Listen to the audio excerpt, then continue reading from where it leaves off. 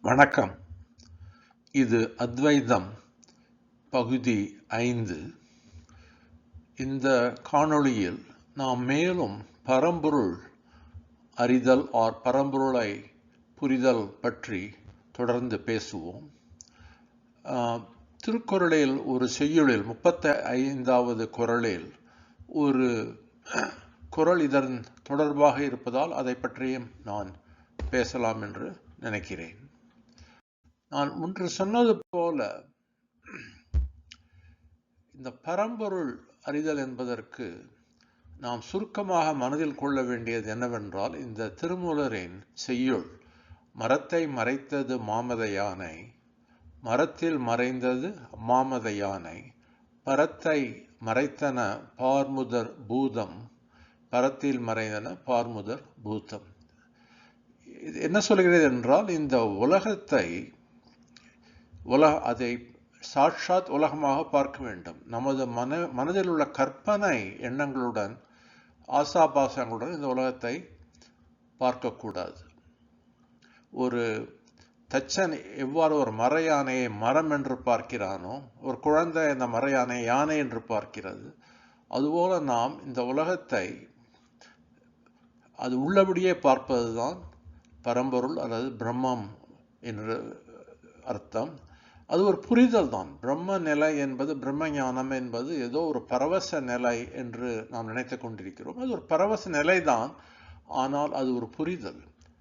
பாம்பை பாம்பாக பார்க்க வேண்டும், கயிறை கயிறாக பார்க்க வேண்டும். நாம் பாம்பை கயிறு என்று பார்த்தால் பாம்பு நம்மளை கடித்து நமக்கு ஆபத்து ஏற்படும். கயிறை பாம்பு என்று நினைத்தால் நாம் அனாவசியமாக பயந்து கொண்டு வாழ்க்கையை கழிப்போம்.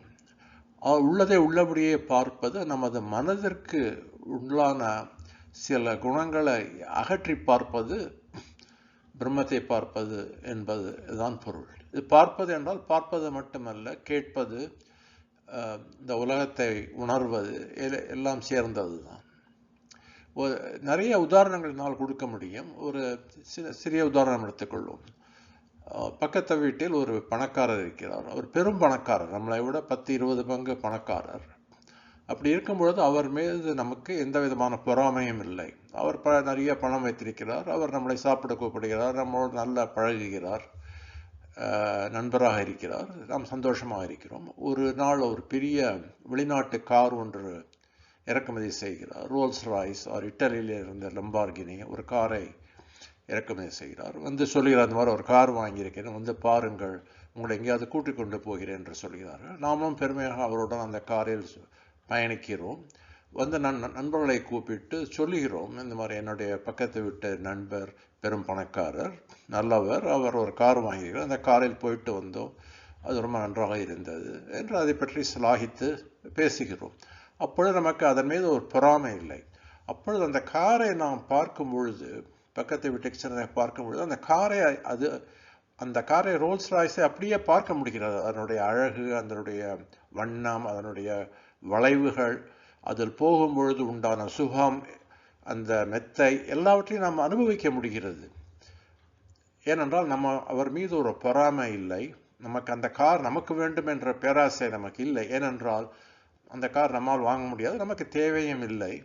அப்படி என்கிற பொழுது அந்த காரை நாம் அந்த காராக பார்க்க முடியும். ரோல்ஸ் ராய்ஸ் காராக பார்த்து அதை புரிந்து கொள்ள முடிகிறது. இதையே மற்றொரு உதாரணம் எடுத்துக்கொள்வோம். அந்த பக்கத்து விட்டு ஒரு பணக்காரர், நம்மளோட சிறிது பணம் அதிகமாக 1.5 பங்கு பணக்காரர் என்று வைத்துக்கொள்வோம். அவர் எப்பொழுதும் நம்மளை பார்த்து, நான் உன்னை விட எங்களிடம் பணம் இருக்கிறது என்று சொல்லிக் கொண்டிருக்கிறார். அப்பொழுது அவர் நம்மளை விட ஒரு நல்ல கார் ஒன்றை வாங்கினால் நமக்கு அப்போ பொறாமை வருகிறது, நம்மளும் வாங்க வேண்டும் என்கின்ற ஆசை வருகிறது. அப்பொழுது அவர் மீது கோபம் வருகிறது. அப்பொழுது அந்த காரை பார்க்கும் பொழுது ஒரு ஒரு 50 லட்சம் 100 லட்சம் உள்ள காராக இருக்கலாம். அதை பார்க்கும் பொழுது நமக்கு அதை உண்மையாக பார்க்க முடியாது. ஒரு பொறாமையோடு பார்க்கும் பொழுது, இந்த கார் நல்லா இல்லை, இந்த கார் சரியாக ஓடாது, இது சீக்கிரம் அது பழுதடைந்து விடும் என்று பலவிதமான கற்பனைகள் நம்ம மனதில் தோன்றும். அப்பொழுது அந்த காரை நாம் சரியாக பார்க்கவில்லை. நாம் மனதில் உள்ள எண்ணங்களைத்தான் நம்ம பிரதிபலித்துக் கொண்டிருக்கிறோம். அப்பொழுது அது ஒரு பிரம்ம நிலையாகாது. இது ஒரு சுருக்கமான வாழ்க்கையின் உதாரணம். பிரம்ம நிலையிலே நாம் இருக்க வேண்டும் என்ற அர்த்தம் இல்லை. அப்பொழுது பிரம்மம் என்றால் என்ன என்று பார்த்தால், இப்பொழுது ஒரு கண்ணாடி இருக்கிறது. அந்த கண்ணாடி நம்ம அழுக்காக இருந்தால் என்ன செய்கிறோம்? இந்த கண்ணாடியை எடுத்து ஒரு துணியை வைத்து துடைத்து ஒரு விளக்கையோ ஒரு வெளிச்சமான ஒரு இடத்தை பார்க்கிறோம். எதற்காக பார்க்கிறோம் என்றால், அந்த ஒரு வெளிச்சத்தை நாம் பார்க்கும் பொழுது இந்த கண்ணாடியில் உள்ள அழுக்குகள் நமக்கு சரியாக தெரிகின்றன. அப்பொழுது நமக்கு துடைத்துக் கொள்ள முடிகிறது.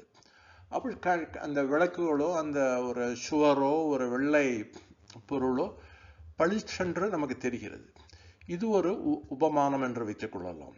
அந்த விளக்கை நாம் பிரம்மம் என்று வைத்துக் கொள்ளலாம். இந்த கண்ணாடி சுத்தமாக இருக்கும் பொழுது அதை பார்த்தால் அந்த விளக்கு பளிச்சென்று தெரிகிறது. அது ஒரு பிரம்ம நிலை என்று வைத்துக் கொள்ளலாம். அதே சமயத்தில் இந்த கண்ணாடி அழுக்காக இருந்தால் அந்த அழுக்கு தான் நமக்கு தெரியும். அந்த வெளிச்சம் சரியாக தெரியாது. அது வழியாக பார்க்கும் பொழுது அந்த எண்ணெய் பசையும் அந்த அழுக்குகளும் தெரிகிறது. அது நமக்கு அழுக்கு என்று புரியாவிட்டால் நாம் அந்த விளக்கை ரசிக்க முடியாது. இந்த விளக்கு ஒரு ஷாண்டிலியர் என்பார்கள். வெளிநாட்டு இத்தாலியிலிருந்து வந்த ஒரு பெரிய அலங்கார விளக்கு என்று சொல்லுவார்கள். அலங்கார விளக்காக இருக்கும். அது மிகவும் அழகாக இருக்கிறது. உங்கள் கண்ணாடியில் அழுக்கு இருந்தால் அந்த அழகை பார்த்து ரசிக்க முடியாது. கண்ணாடியை துடைத்து விட்டு அதை பார்க்கும் பொழுது அந்த அலங்கார விளக்கு மிகவும் பளிச்சென்று வைரம் போல மின்னுகிறது. அதை பார்த்து நாம் பரவச நிலையை அடைகிறோம். ஸோ பிரம்ம நிலையை அடைவதற்கு உணர வேண்டுமா என்றால் உணர வேண்டும். உணர்வதில் என்ன உபயோகம் என்றால், நமது மனதில் உள்ள அழுக்குகள், சில குறைகள், மாசுகள் நமக்கு நன்றாக தெரிய வரும். அவ்வாறு தெரியும் பொழுது அதை நீக்கிக் கொள்வதற்கு, அதை நீக்கிக் கொண்டால் நமக்கு அந்த பிரம்ம நிலையை உணர முடியும். அவ்வளவுதான். அதற்கு பிறகு நம் வாழ்க்கையை தொடர வேண்டும். பிரம்ம நிலையை அடைகிறேன் என்று சொல்லிவிட்டு நாம் பிரம்மமாக உட்கார்ந்து கொண்டு இருக்க முடியாது. நமக்கு வாழ்க்கையில் இறக்கும் வரை நமக்கு ஏதோ கடமைகள் இருந்து கொண்டே இருக்கின்றன. வயதானாலும் ஒரு கடமை இருந்து கொண்டிருக்கிறது. வாழ்வது, நம் உடலை பாதுகாத்துக் கொள்வது, உடலுக்கு உண்டான தேவைகளை செய்வது என்ற கடமை நமக்கு இருந்து கொண்டே இருக்கிறது. இதை நான் திருக்குறள் மிகவும் சிறந்த நூலாகும். உலக பொதுமறை என்று சொல்வது மிகவும் பொருத்தமானது. அதில் இந்த திருக்குறள் எனக்கு ரொம்ப மிகவும் பிடித்தது. அழுக்காறு அவ்வா வெகுளி இன்னாச்சல் நான்கும் இழுக்கா என்றது அறம். அறம் என்றால் என்ன? தர்மம். அறத்தோடு நாம் வாழ வேண்டும். வெர்ச்சு என்பார்கள் ஆங்கிலத்தில். இந்த அற வாழ்க்கையை, ஒரு தர்மத்தை கடைபிடித்து வாழுதல் என்றால் என்ன என்றால், திருவள்ளுவர் ஒரு சுலபமாக எளிதாக 4 தீய குணங்களை நீக்க வேண்டும். இழுக்கா இயன்றது அறம் என்று சொல்லுகிறார். அந்த 4 குணங்கள் அவர் சொல்வது என்னவென்றால், அழுக்காறு பொறாமை, அவா பேராசை, வெகுளி அதனால் அது இரண்டும் இருக்கும் பொழுது வருகிற கோபம், இவற்றால் உருவாகிற இன்னாச்சொல் என்று ஒன்றை சொல்லுகிறார். இன்னாச்சொல் என்றால் கடும் சொற்களோ, சொல்லக்கூடாத ஒரு வார்த்தைகளோ, சொல்லக்கூடாத எண்ணங்களும் வைத்துக் கொள்ளலாம். இந்த 4ம் இல்லாமல் நாம் இயல்வது, வாழ்வதுதான் அவர் அறம் என்று சொல்லுகிறார். இப்பொழுது இதற்கு இந்த பிரம்ம நிலைக்கும் என்ன சம்பந்தம் என்றால், இந்த பிரம்ம நிலையை நாம் உணர நினைக்கும் பொழுது, ஒரு கடவுளை பிரார்த்தித்து கோவிலுக்கு போய் நாம் அந்த கடவுளை காண நினைக்கும் பொழுது நமக்கு இந்த குணங்கள் இருப்பதெல்லாம் நமக்கு தெரிய வருகின்றன. அப்புறம் இந்த குணங்களை நீக்க வேண்டும். அதுதான் பிரார்த்தனையின், கடவுள் வழிபாடின் ஒரு உண்மையான தத்துவமாகும். இறைவனை வழிபடுவது நமக்கு பணம் நிறைய வேண்டும் என்பதற்கோ, பரீட்சை தேர்வில் பாஸ் ஆக வேண்டும் என்பதற்காக மட்டுமல்ல. அதெல்லாம் நாம் மனது சரியாக இருந்தால் அதனால் ஏற்படும் விளைவுகள் என்று வைத்துக்கொள்ள, பலன்கள் என்று வைத்துக் கொள்ள வேண்டும். வள்ளுவர் சொல்வது, எனக்கு இந்த பிரம்ம நிலையை அடைவது, பரம்பொருளை அடைவது என்பது இந்த 4 குணங்களும் இல்லாமல் இருக்கும் பொழுது, ஒரு அறவாழ்க்கை நடத்தும் பொழுது நாம் அந்த பிரம்மன் அடைவதுதான் அந்த பிரம்ம நிலையை அடையும் என்று புரிதல் என்று எனக்கு தோன்றுகிறது. இது அதிசயமாக விஷ்ணு சகஸ்ரநாமம், இந்த விஷ்ணுவின் 1000 பெயர்களை, திருநாமங்களை சொல்லும் அந்த நூலில் பல ஸ்ருதி என்று ஒன்று பகுதி கடைசியில் இருக்கிறது. இதை சொல்வதால் என்ன பலன், நன்மைகள் நமக்கு கிடைக்கும் என்பதை பற்றி சொல்வதுதான் பல ஸ்ருதி. அதில் 11வது ஸ்லோகம், ந குரோதோ ந ச மாத்சர்ய ந லோபோ நாசுபா மதி பவந்தி கிருத புண்ணியானாம் பக்தானாம் புருஷோத்தமே. புருஷோத்தமே என்றால் புருஷோத்தமன் என்பவர் பகவான் விஷ்ணு. அவருடைய பக்தர்களுக்கு புருஷோத்தமே பக்தானாம் கிருத்த புண்ணியானாம், அவர்கள் புண்ணியமான நல்ல காரியங்களை செய்தால், இந்த விஷ்ணு சகஸ்ரம் 1000 நாமங்களை படித்தால் அவர்களுக்கு என்ன கிடைக்கும் என்றால், ந குரோதோ, அவர்கள் மனதிலிருந்து குரோதம், கோபம், வெகுளி நீங்கிவிடும். ந ச மாத்சரிய, பொறாமை, அழுக்காறு நீங்கிவிடும். மாத்சரிய. ந லோபோ, லோபம் என்றால் பேராசை நீங்கிவிடும். இவர் 4வதாக சொல்கிறார்கள் நாசுபா மதிஹி. நாசுபா மதி என்றால், மதி என்றால் மூளையிலிருந்து வர மதி என்று சொல்லுகிறோம், எண்ணங்கள்.